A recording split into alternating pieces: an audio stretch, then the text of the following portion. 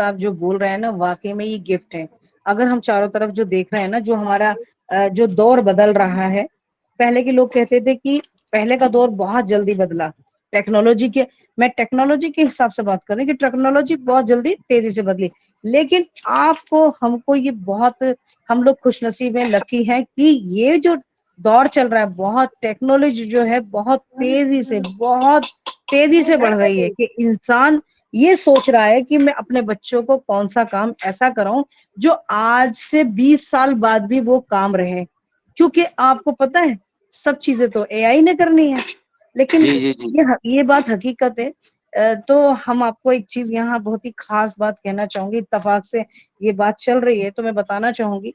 बहुत से लोग ऐसे हैं, देखिए जैसे कि हम लोग जिस माहौल में रहते हैं ना, मीन्स में इंडिया की बात करूं, बाहर तो लोग एक दूसरे का तो ख्याल क्या रखेंगे, वो अपना ही ख्याल रखने बहुत बड़ी बात है, क्योंकि उनकी उनकी जो रहन सहन है वो अलग है। हम उनके विषय में बात नहीं करेंगे, लेकिन हम अपने इंडियन सोच के हिसाब से, इंडियन माहौल के हिसाब से, यहाँ के रीति रिवाज, यहाँ का रिश्ते नाते सब इतने खास होते हैं, इतने अजीज होते हैं कि हमारे जो प्रोग्राम है, फेस्टिवल्स हैं, एक दूसरे का मनाते हैं और बहुत ही दिल से, बहुत ही मतलब बहुत ही अच्छी आत्मा के साथ लोग काम करते हैं। कहने का मतलब यहाँ ये है कि अब क्या होता है, लोगों के इतने मसले मसाइल होते हैं, प्रॉब्लम्स होती हैं, यानी टेंशन्स होती हैं, शिकायतें होती हैं, तो एक इंसान क्या होता है, शिकायतें करता है और दूसरा उसको सुन सुन के उसको हल करता है। उसकी जिंदगी में एक लम्हा ऐसा आ जाता है कि वो बस मसले ही हल करने लगता है, उसे और कोई काम ही नहीं है। तो मैं यहाँ कहना चाहूंगी कि ये जो शिकायतों का होता है ना बीड़ा, उसको, जो शिकायत करने आए, जो भी शिकायत करने आए, उसकी सुनो, पूरी सुनो, पूरी शुरू से लेके आखिर सुनो, सारी सुनो, और उसके बाद सोचे कि हल बताओ। तो हल जो शिकायत लेकर आया उसी से पूछो। और ये जो परेशानियां हैं, ये दिक्कतें सबके साथ होती है, लेकिन आज इस मंच के माध्यम से जो हम सारी चीजें सीख पा रहे हैं, कर पा रहे हैं, तो मैं यहाँ ये कहना चाहूंगी, जो परेशानियां, जो दिक्कतें, जो मसले मसाइल जो भी हमारे पास आ रहे हैं, उनसे आपको क्या करना है, आपको इनसे ऊपर उठना है। क्या उठना है? ऊपर उठना है। यानी कि हमने उसमें अटक के नहीं रहना है, हमने उसमें उलझ के नहीं रहना है, हमने उससे थोड़ा सा ऊपर जाना है। आपने देखा कि जो ईगल है, ईगल की जो प्रवास है, यानी कि उसकी उड़ान बड़ी फास्ट होती है, और जब वो विश्वास करें, जब वो नीचे की तरफ आता है तो उसकी मतलब बहुत तेजी से 300 किलोमीटर की दूरी से, वो उसकी जो 1 घंटे में 300 किलोमीटर की दूरी से वो नीचे की तरफ आता है।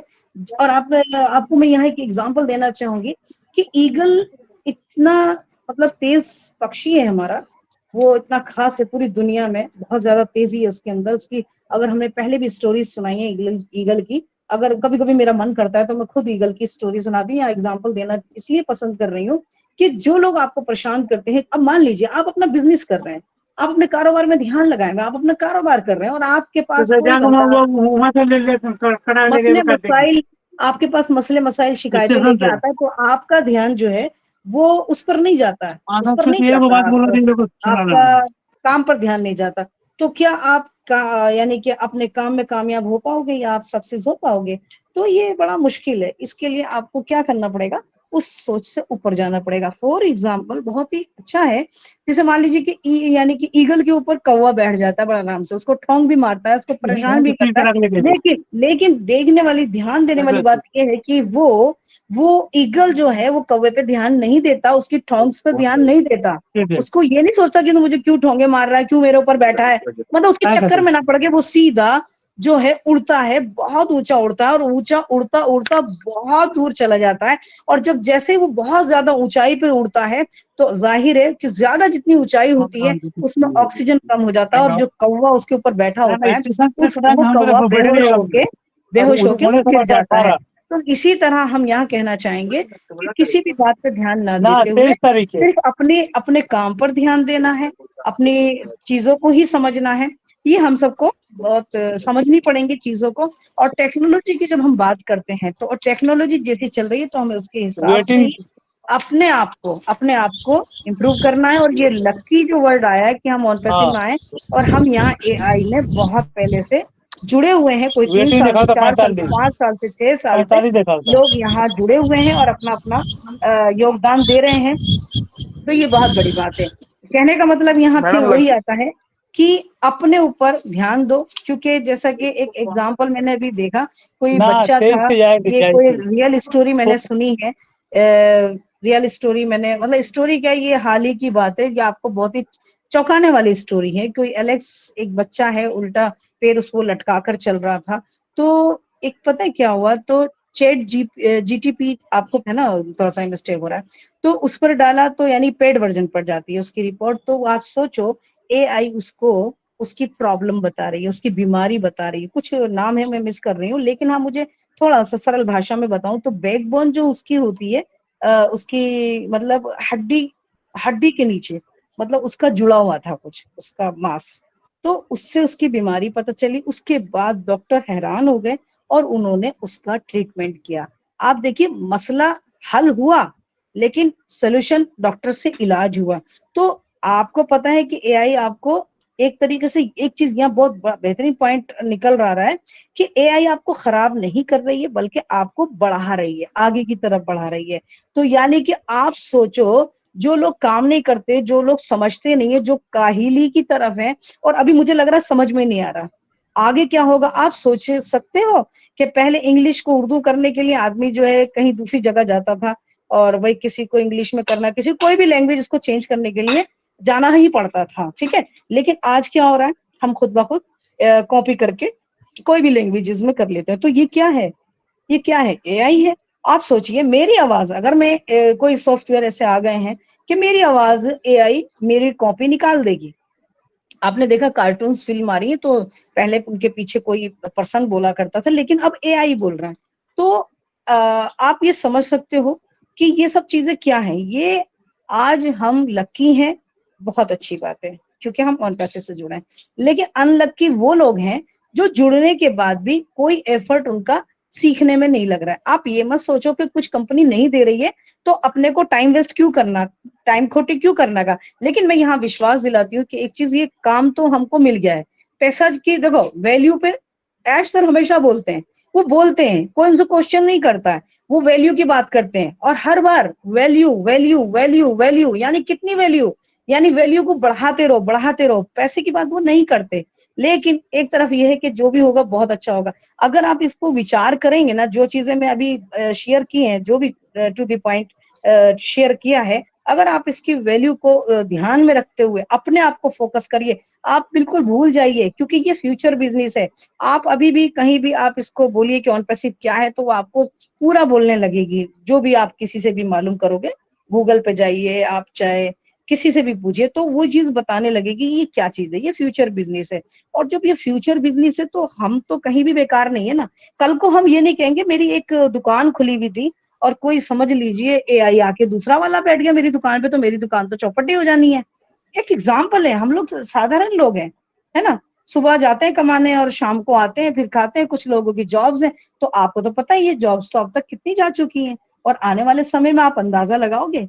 सोचो सोचो क्या होने जा रहा है ये। और अभी ये बार बार कहा जा रहा है फ्यूचर है, फ्यूचर है, फ्यूचर बिजनेस है, फ्यूचर बिजनेस है। तो फ्यूचर बोलते हैं आने वाला समय, आने वाला समय, तो आज में ही रह के फ्यूचर को रेडी किया जाता है। और वो आज हम सब बैठ के ना, पता है क्या है, कुछ भी नहीं है, माना कुछ भी नहीं है, पर ये तो पता है कि ये चीज तो हम समझ गए हैं।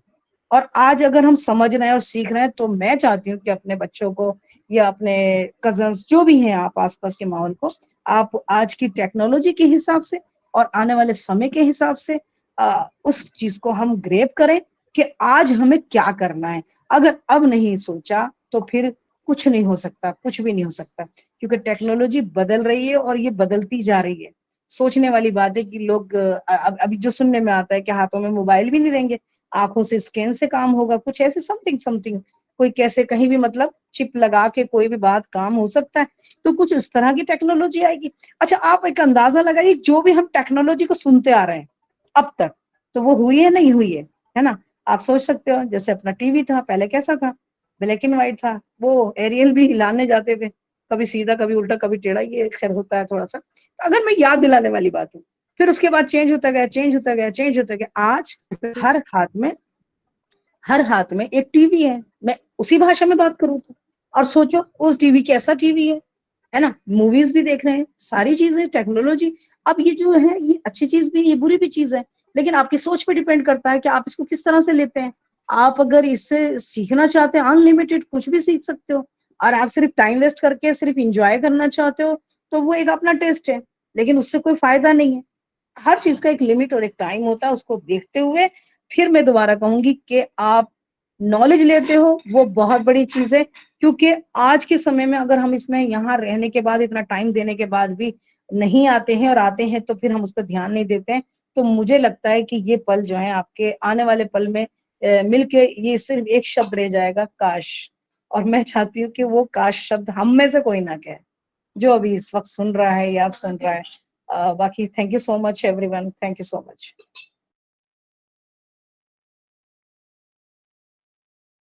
Sir, Thank you, ma'am, for inviting.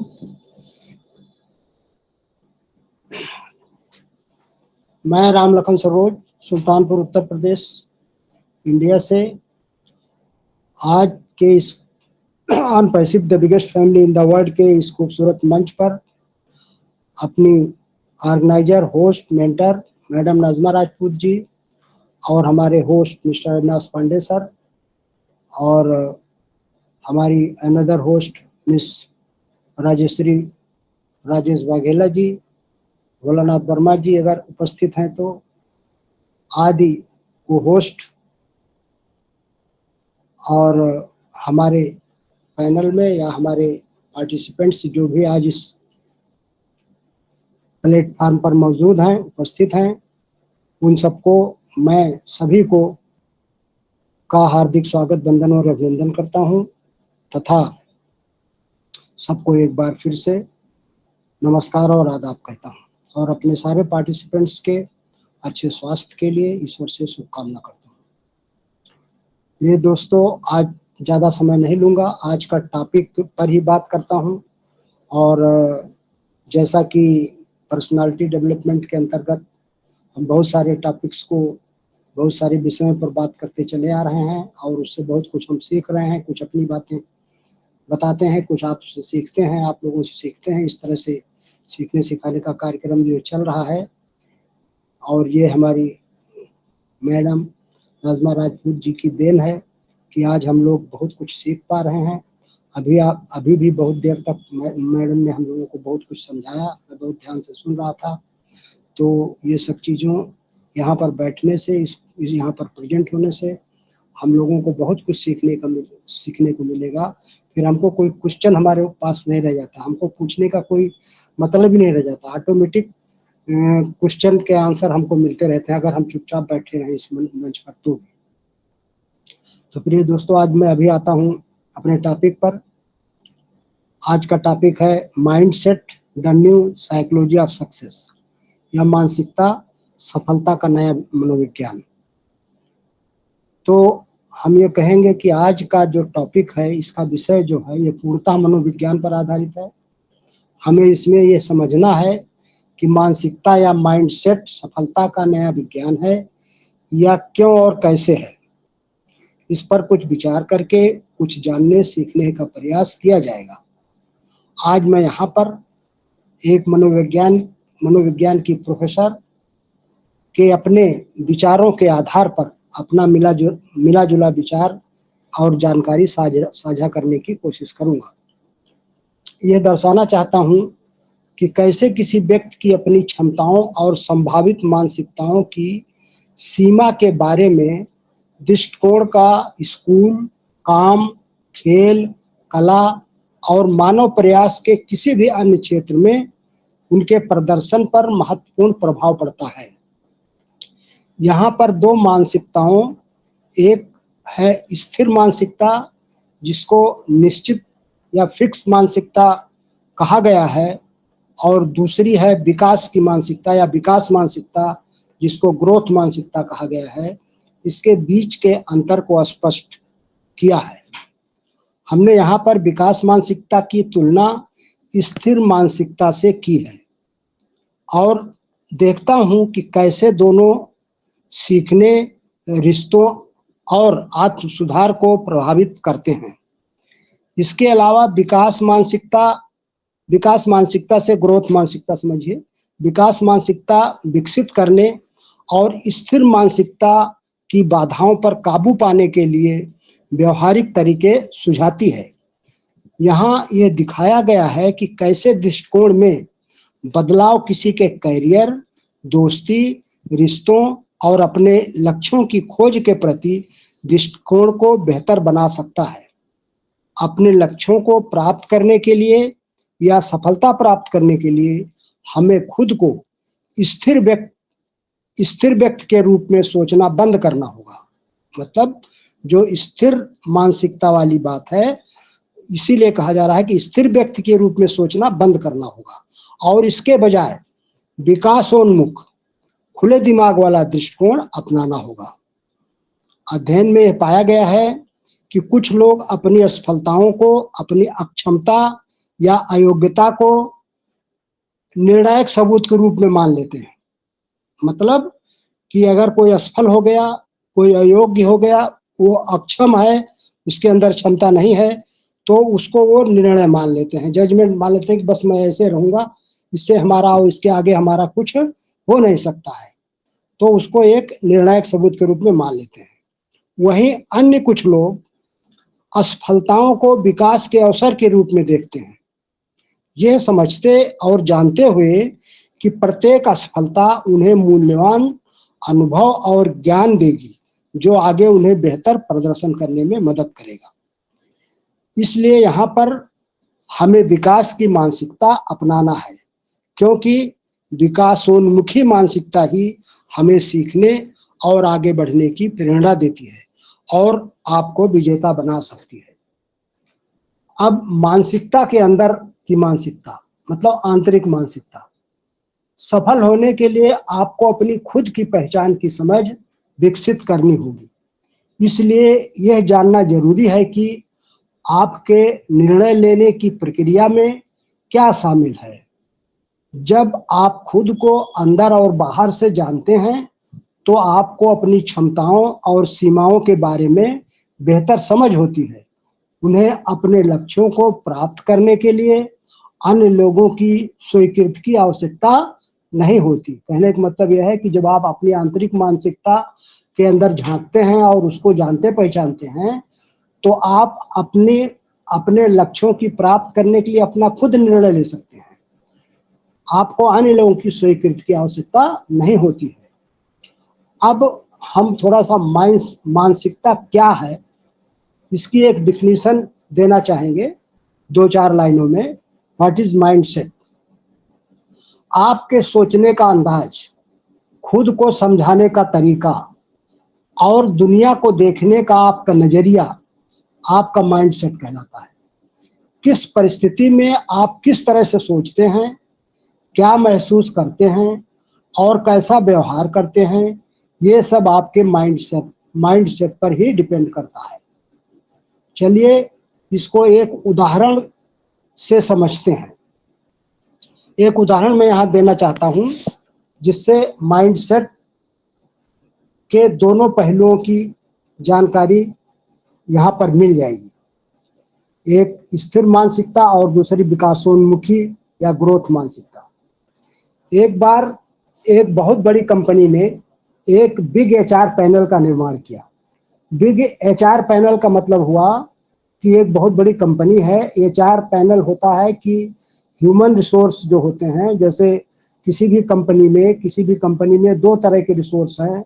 एक ह्यूमन रिसोर्स जो हमारे वर्कर्स हैं, हमारे ऑफिसर्स हैं, हमारे मानव संसाधन जो है वो ह्यूमन रिसोर्स में आता है, और बाकी मशीनरी है, मटेरियल्स है, वो दूसरी चीज हो गई।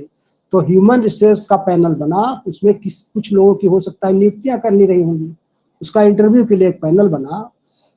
तो इस पैनल ने कुछ प्रोफेशनल लोगों को अपने इंटरव्यू में शामिल किया। कुछ प्रोफेशनल लोगों को, जैसे कि डॉक्टर एक प्रोफेशनल है, सीए जिसको चार्टर्ड अकाउंटेंट बोलते हैं एक प्रोफेशनल है, आर्किटेक्ट जो बिल्डिंग वगैरह का काम करता है, रोड वगैरह बनवाता है, आर्किटेक्ट होता है, वो भी प्रोफेशनल है, वकील प्रोफेशनल है, बिजनेसमैन आदि को। उनसे पूछा गया कि क्या आप कितने महीने में, उनसे पूछा गया कि आप कितने महीने में BMW खरीद सकते हैं। थोड़ा सा लैंग्वेज पर ध्यान दीजिएगा और वर्डिंग पर ध्यान दीजिएगा। कितने महीने में BMW खरीद सकते हैं, BMW खरीद सकते हैं। डॉक्टर ने कहा मुझे 6 से 8 महीने लगेंगे। CA मतलब चार्टर्ड अकाउंटेंट ने कहा मुझे 1 साल लग जाएगा। आर्किटेक्ट ने कहा मुझे 2 साल लग जाएगा। तो इस तरह से सभी प्रोफेशनल ने अपना एक टाइमिंग बताया कि मुझे इतना महीना या इतना साल लग जाएगा उसको खरीदने के लिए। ये तो समझ में आता है कि सभी ने अपनी इनकम के अनुसार जवाब दिया होगा। इसके बाद HR पैनल ने टाटा ग्रुप के मालिक रतन टाटा को अपने पैनल में शामिल किया। टाटा ग्रुप के मालिक रतन टाटा को अपने पैनल में शामिल किया और उनसे पूछा कि सर आप कितने महीने में BMW खरीद पाएंगे। वही क्वेश्चन था, कोई हेर फेर नहीं उसमें। आप कितने महीने में BMW खरीद पाएंगे। तब रतन टाटा ने कहा कि BMW खरीदने के लिए मुझे 2 से 3 साल का समय लग जाएगा। उनके इस जवाब को सुनने के बाद HR पैनल हैरान रह गया। उन्होंने कहा आपके पास इतने पैसे हैं कि आप अगर चाहें तो तुरंत 10 BMW कार खरीद सकते हैं। 10 BMW कार खरीद सकते हैं। कार की बात अभी आई। इस पर रतन टाटा ने कहा BMW कंपनी को खरीदने के लिए कम से कम 2-3 साल का समय लगेगा। तो BMW कंपनी को खरीदने की बात रतन टाटा जी ने की थी, कार खरीदने की बात नहीं की थी। तो अब इसमें दोनों माइंडसेट को समझने की बात है। उनके इस जवाब को सुनने के बाद HR पैनल में सम्मिलित लोगों को बात समझ में आ गई कि जब उन्होंने प्रोफेशनल लोगों से सवाल पूछा तो उन्होंने कार खरीदने की बात कही, जबकि पैनल ने कार का नाम नहीं लिया। उन्होंने कहा आप BMW कितने समय में BMW खरीद सकते हैं। तो खरीदने की बात कही, जो एक प्रकार का फिक्स्ड माइंडसेट था। वही फिक्स्ड माइंडसेट है जिसको हम फिक्स्ड या स्थिर माइंडसेट कहते हैं, जो केवल एक निश्चित ही परिधि के अंतर्गत ही अपनी बातें सोचता है। जबकि रतन टाटा ने जो जवाब दिया उसे हम लोग ग्रोथ माइंडसेट या विकासोन्मुखी माइंडसेट कहते हैं। तो मित्रों, अब आपको समझ में आ गया होगा कि माइंडसेट क्या होता है और एक ही बात के लिए अपना अपना माइंडसेट हम कैसा रखते हैं ये हमारे ऊपर निर्भर करता है या हमारी सोच पर निर्भर करता है। इसके बाद हम विकास की मानसिकता का अर्थ होने से बेहतर है बनना। विकास की मानसिकता का एक अर्थ समझाने की कोशिश करूंगा कि होने से बेहतर है बनना। कहने का मतलब ये एक स्लोगन है, होने से बेहतर है बनना। आप हैं जो वो तो हैं, लेकिन उससे बेहतर आपको बनना है। तो ये विकासोन्मुखी मानसिकता हुई। क्या होगा यदि आप अपने बारे में सीमित विचारों की श्रृंखला को तोड़ सके कि आप कौन हैं और आप क्या हो सकते हैं। क्या होगा यदि आप चुनौतियों, संघर्षों, आलोचनाओं को विकास के स्रोत के रूप में स्वीकार करें या कर सकें। तो विकासोन्मुखी मानसिकता में यही विचार आता है कि तुम कर सकते हो, या वी कैन डू, या आई कैन डू, या यू कैन डू दिस। तो इसका मतलब यह है कि तुम कर सकते हो, मैं कर सकता हूँ, यह बात आती है। तो यह विकासोन्मुखी मानसिकता है। विकास की मानसिकता का यही अर्थ है जो आपको सफलताओं तक ले जा सकती है। तो आगे यहाँ पर हम 10 बड़े विचार रख रहे हैं बहुत जल्दी से, जो कि आपकी चुनौतियों और विकास के अवसरों को स्वीकार करने में आपकी मदद करेंगे। फर्स्ट है, विकास की मानसिकता अपनाएं और उपलब्धि से अधिक सीखने पर ध्यान केंद्रित करें। चुनौती, संघर्ष, आलोचना और असफलता को स्वीकार करके उनसे सीखें और आगे बढ़ें। आप अपनी मानसिकता बदल सकते हैं। भले ही आपकी स्थिर मानसिकता हो, जबकि ये आपके व्यक्तित्व का एक महत्वपूर्ण हिस्सा है, लेकिन आप इसे बदल सकते हैं। दूसरा पॉइंट है कि आप अपनी मानसिकता बदल सकते हैं। भले आपके पास स्थिर मानसिकता है, फिक्स्ड मानसिकता है, लेकिन आप उसको विकासोन्मुखी मानसिकता में बदल सकते हैं। थर्ड है, आप खुद को विकास की मानसिकता में डाल सकते हैं। कुछ ऐसे लोग भी हैं जिनमें स्वाभाविक क्षमता नहीं थी, लेकिन जिन्होंने असाधारण कौशल विकसित किया। फोर्थ है, विकास की मानसिकता जो आप कर रहे हैं उससे प्यार करने की अनुमति देती है। विकास की मानसिकता जो आप कर रहे हैं इस समय, उससे प्यार करने की अनुमति देती है, क्योंकि उससे प्यार करिए और वो काम करते रहिए, आगे बढ़ते रहिए, क्योंकि आपकी सफलता उसी में निहित है, उसी में छिपी हुई है।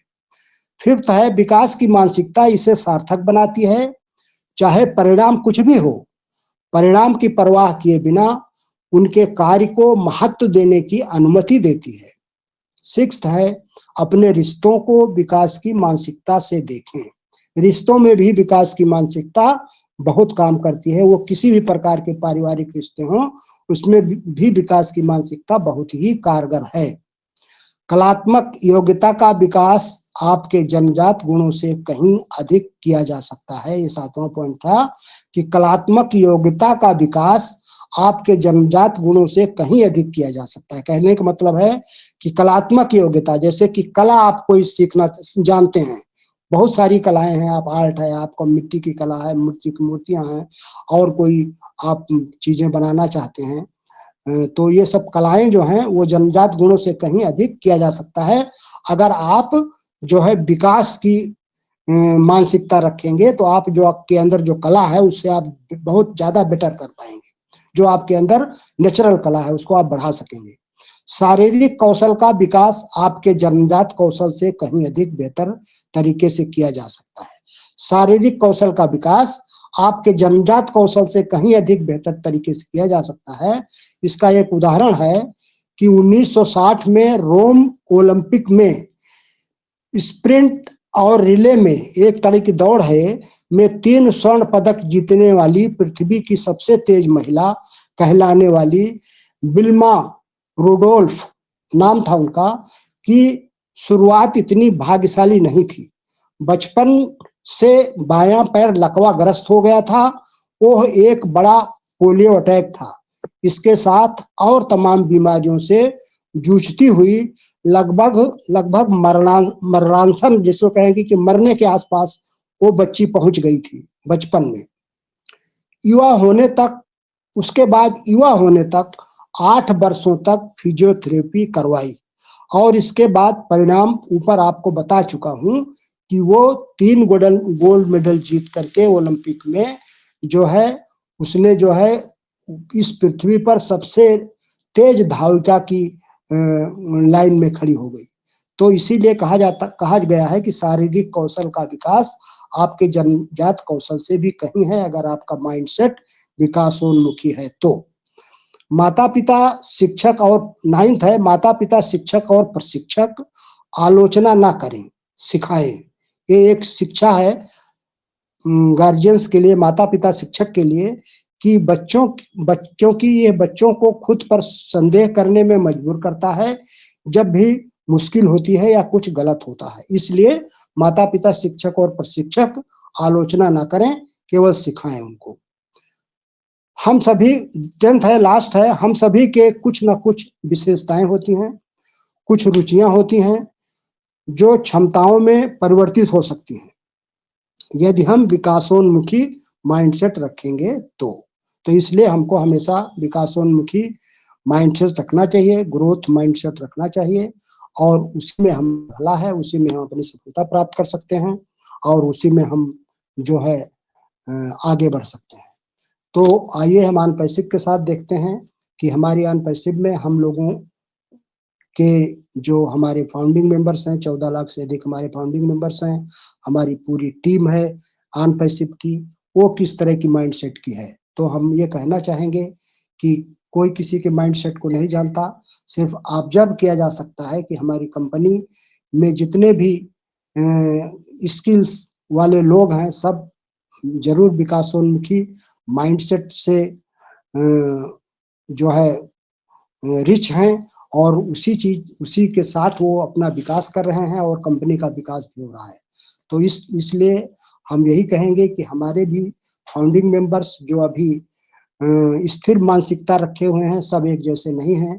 उनको अपनी स्थिर मानसिकता से या फिक्स मानसिकता से निकल करके विकासोन्मुखी मानसिकता अपनाना चाहिए, उस माइंडसेट में जाना चाहिए जो डेवलपिंग है, जो विकासोन्मुखी है, और अपनी मानसिकता को उसी तरह से सेट करें, तभी उनका ग्रोथ भी अच्छा होगा और वो विकास कर पाएंगे और अपना नाम भी कमाएंगे और कंपनी में भी उनका नाम होगा और किसी तरह का लांछन या और किसी गलत बात के साथ उनका नाम नहीं जोड़ा जाएगा। इसीलिए हमेशा हमको विकासोन्मुखी मानसिकता जो है हमेशा रखनी चाहिए और अपनी कंपनी के साथ, अपने सीईओ मिस्टर एस वफारे सर के साथ और इस कंपनी के साथ हमेशा वफादार बना रहना चाहिए और वफादारी के साथ जो है इस कंपनी में अपना सहयोग देता रहना चाहिए। इन्हीं बातों के साथ मैं अपनी वाणी को विराम देना चाहता हूँ और कहना चाहता हूँ कि जय अनपैसिव, जय भारत। सर, आपने मुझे यहाँ पे इनवाइट किया। तो नमस्ते, मैं राजश्री राजेश वाघेला मुंबई महाराष्ट्र से बात कर रही हूँ। आप सभी का OP the biggest family in the मंच इन द वर्ल्ड के मंच पे मैं स्वागत करती हूँ। और फर्स्ट मैं हमारे इस मंच की होस्ट, ऑर्गेनाइजर और प्रेजेंटर हमारे नसमा राजपूत मैम का स्वागत करती हूँ। फिर मैं हमारे इस मंच के होस्ट और प्रेजेंटर हमारे अविनाश पांडे सर का मैं स्वागत करती हूँ। हमारे सभी को होस्ट और हमारे सभी पैनलिस्ट, उन सभी का मैं ऑन पैसिव नमस्कार। और आज का हमारा जो topic, new psychology of success, mindset, मानसिकता सफलता का नया मनोविज्ञान। तो पहले तो मैं ये कहना चाहूंगी कि माइंड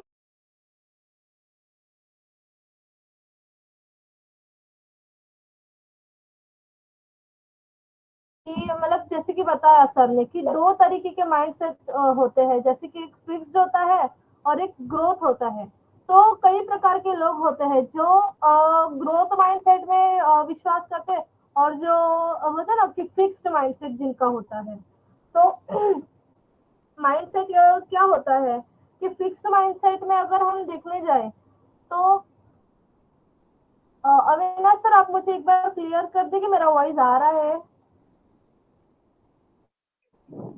बिल्कुल लाउड एंड क्लियर आ रहा है।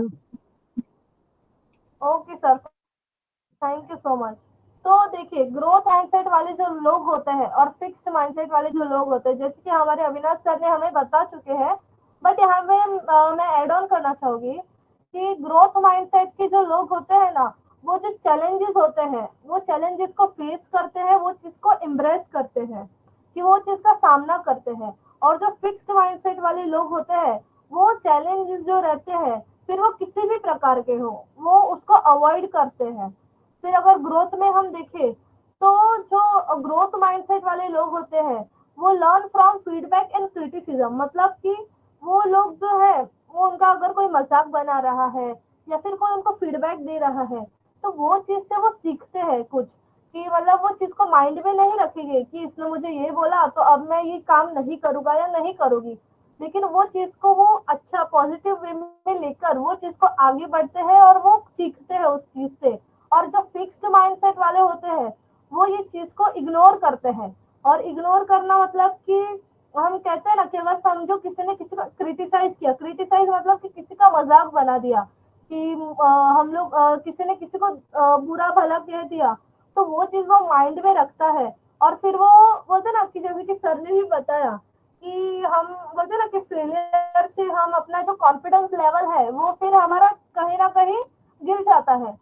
तो जो फिक्स्ड माइंडसेट वाले होते हैं, वो क्या समझते हैं कि अभी इसने मेरा मजाक बनाया तो अब मैं कैसे आगे बढ़ूंगा, तो वो वहीं रुक जाते हैं। फिर ग्रोथ माइंडसेट क्या होता है कि intelligence and talent can be developed. Growth यहाँ पे हम देख सकते हैं, ग्रोथ क्या होता है, ग्रोथ मतलब कि आगे बढ़ना। और intelligence and talent can be develop. तो ये जो चीज है, हमारी जो एबिलिटी है और हमारा जो टैलेंट है, वो हम बढ़ा सकते हैं, वो बढ़ सकता है। और जो फिक्स माइंडसेट वाले होते हैं, वो क्या सोचते हैं कि इंटेलिजेंस एंड टैलेंट जो है वो फिक्स रहता है, बोलते ना वो एक लिमिटेड रहता है। फिर अगर हम ग्रोथ की बात करें तो वो मोर एफर्ट लगाते हैं, ग्रोथ जो लोग ग्रोथ के बारे में सोचते हैं, जिनका ग्रोथ माइंडसेट रहता है, तो वो मतलब बोलते हैं ना कि मोर एफर्ट्स, कोई चीज में ज्यादा एफर्ट लगाना, किस चीज में ज्यादा मेहनत करना। और जो फिक्स माइंडसेट के जो रहते हैं वो लेस एफर्ट लगाते हैं कि हाँ मैंने बहुत कर दिया, मतलब मैंने अगर ये चीज काम किया, मैंने ये छोटा काम किया तो मैंने बहुत काम कर लिया, मतलब थोड़े काम में वो लोग को लगता है कि मैंने बहुत कर दिया। फिर ग्रोथ माइंडसेट का हम वापस बात करें तो keep trying and never give up. जो ये भावना होती है ना कीप ट्राइंग और नेवर गिव अप का, कि हम अभी रुकेंगे नहीं, हमें आगे बढ़ते रहना है।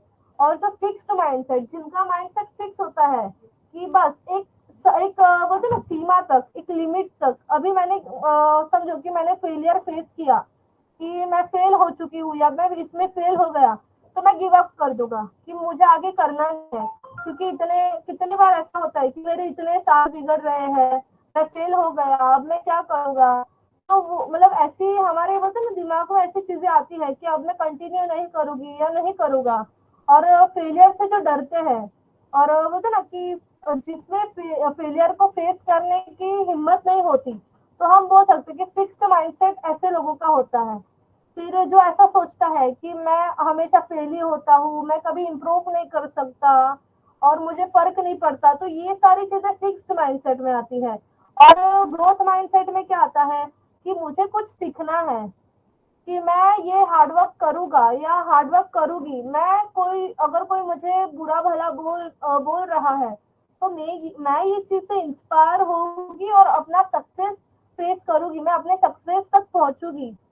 तो ये सारी चीजें हमारे माइंडसेट्स में आती है। और अगर हम बात करें हमारे ऑन पैसिव और हमारे एस सर की, तो हमारे एस सर का जो माइंडसेट है कि हमें जैसे कि उन्होंने बताया है कि करो या मरो, अभी यही एक माइंडसेट उन्होंने बना के रखा है कि करना है या फिर मतलब बोलते ना पीछे तो हटना है ही नहीं, या तो करो, क्योंकि हमारे पास बोलते ना करने के अलावा ऑप्शन नहीं है, हमें करना है तो करना है। और ये कौन सा माइंडसेट में आता है, तो ये हमारे ग्रोथ माइंडसेट में आता है कि हमें आगे बढ़ते रहना है। क्योंकि हमने देखा है कि हमारे ऑन पर्सी में बहुत सारी अप डाउन आई है, लेकिन हमने वो चीज को फेस किया है, हमारे एस सर ने ये सारी चीजों को फेस किया है और ये सारी चीजों से वो गुजर चुके हैं। तो हमें ये सारी चीजों से सीखने मिलता है कि हमें भी एक ग्रोथ होना चाहिए। तो इतना ही कहूंगी, ज्यादा समय नहीं लूंगी। और thank you so much Avinash sir, आपने भी मुझे यहाँ पे बोलने का मौका दिया सभी ने, और मैं भी अपनी यहाँ पे दो शब्द रख पाई। तो thank you so much all of you. और हम अभी हमारे सेशन को आगे बढ़ाते हुए, मैं अभी नेक्स्ट हमारे यहाँ जगत राम सर प्रेजेंट है, तो जगत राम सर अगर आपको मेरा वॉइस आ रहा हो तो आपका मोस्ट वेलकम है।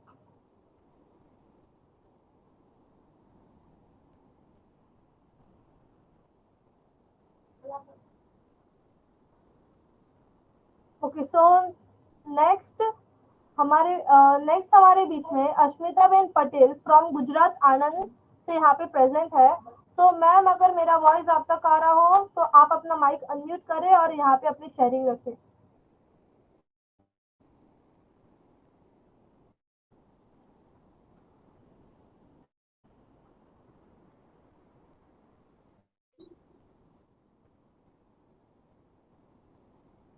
हेलो, कोई मुझे एक बार कंफर्म करेगा कि मेरा वॉइस आ रहा है या नहीं। जी मैम, आपकी आवाज आ रही है ma'am. Okay, thank you so much, thank you so much sir. Okay, so next हम आगे बढ़ते हैं और यहाँ पे हमारे साथ धर्म सिंह निगम सर प्रेजेंट है। तो सर आप यहाँ पे बोर्ड पे आइए और अपनी शेयरिंग रखें सर।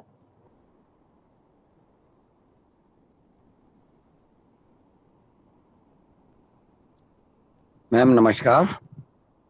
नमस्ते सर, मोस्ट वेलकम। मैं अभी अभी जुड़ा हूँ, मुझे आज का टॉपिक तो पता नहीं है, लेकिन इतना मुझे अच्छा है कि परमात्मा का धन्यवाद, आपने मुझे याद किया और अपने मंच पे आपने मुझे बोलने का मौका दिया, मुझे इसके लिए आपका धन्यवाद करता हूँ। और परमात्मा से इस सब के लिए प्रार्थना करता हूँ कि जल्द से जल्द हमारी ऑन पैसे चालू हो सके, ताकि हमारे तुम्हारे परिवारों को खुशी मिल सके, क्योंकि हम सभी वेट कर रहे हैं काफी दिनों से, और काफी समस्या अभी काफी लोगों के परिवारों में देखता हूँ। अभी तो मेरे परिवार में खुद समस्या है, तो ईश्वर से प्रार्थना करते हैं कि जल्द से जल्द हमारा ये काम चालू हो सके, ताकि हम लोगों के घर में खुशियां आ सकें। तो यही मेरी कामना परमात्मा से। जितने हमारे फाउंडर, मेरे बहन, मेरे मित्र, भाई सब सुन पा रहे हैं मुझे। सबकी इच्छा यही है कि जल्द से जल्द हमारी कंपनी चालू हो सके। जैसे कभी सुन पा रहा था कि भाई अभी हमारे अपने सर से पूछ रहे थे एक मित्र कि पैसा कब से आएगा। तो पैसे की जरूरत सभी को है, खास करके हमारी कंपनी को भी पैसे की जरूरत है, क्योंकि वो भी अपने हमारे जो एम्प्लॉय कंपनी में काम कर रहे हैं हमारे लिए, उनके भी सैलरी आती है हर महीने के लिए। और जगह जगह की कंट्रियों को टैक्स अमाउंट दे रही है company.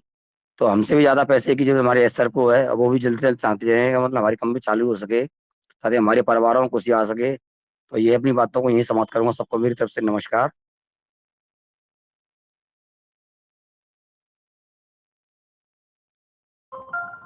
Okay, thank you so much धर्म सिंह निगम सर। और आपने बहुत अच्छी बात की कि एक्चुअली सब वेट कर रहे हैं, लेकिन जैसे कि हमारे अविनाश सर ने पहले भी बताया कि जैसे अभी सर ने पूछा था सर से क्वेश्चन कि कब आएंगे हम्म। एप्पल्स। तो देखिए एप्पल्स तो ऑफ कोर्स आने ही वाले हैं, हमें सिर्फ यहाँ पे ऑन पैसे के ऊपर और हमारे एज सर के ऊपर ट्रस्ट रखना है। और इसी हम्म। ट्रस्ट से अगर हम बने रहेंगे तो एप्पल्स भी आएंगे। और अभी तो हमें नॉलेज गेन करना है, बिकॉज हम नॉलेज गेन करेंगे तो जब हमारे प्रोडक्ट्स लॉन्च होंगे तो हमें पता चलेगा कि वो प्रोडक्ट्स को हमें कैसे यूज करना है, किस तरीके से यूज करना है, जी क्योंकि जी जी। हमारे रेवेन्यू भी उसी तरीके से बढ़ने वाला है। तो yes sir, thank you so much आपकी शेयरिंग के लिए। और नेक्स्ट में हमारे मनोज कुमार शाह सर प्रेजेंट है हमारे बीच में।